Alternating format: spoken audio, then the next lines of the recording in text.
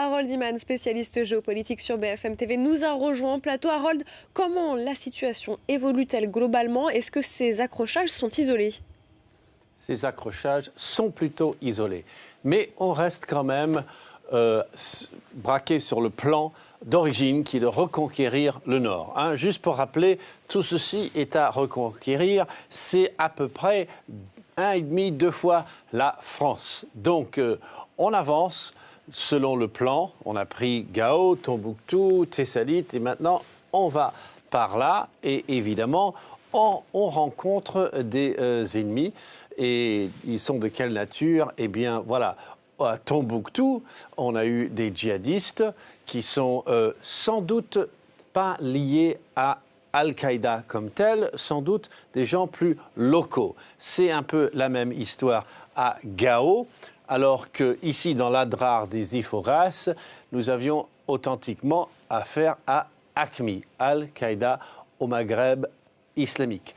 Donc, à Tombouctou, ce qui nous intéresse aujourd'hui, les militaires maliens et français font face à cette tentative de reprendre Tombouctou, non, c'est trop dire, cette tentative de terroriser un petit peu les forces françaises et maliennes.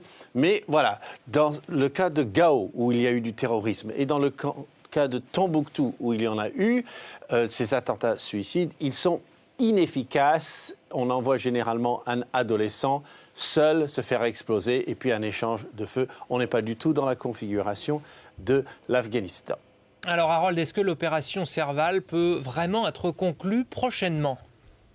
Ça ne pourra pas se conclure tout à fait proprement à la fin du mois d'avril, mais peut-être que quelques soldats seront retirés. C'est ce que nos autorités politiques nous disent.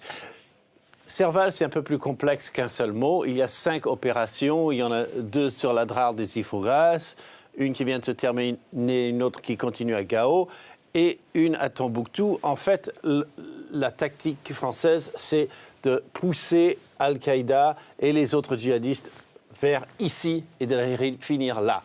Bon, mais en attendant, il y a l'arrivée des forces africaines qui montent en nombre, qui sont peut-être autour de 6 000, voire 8 000 aujourd'hui, et dont surtout les Tchadiens, qui sont 2 000, se battent énormément.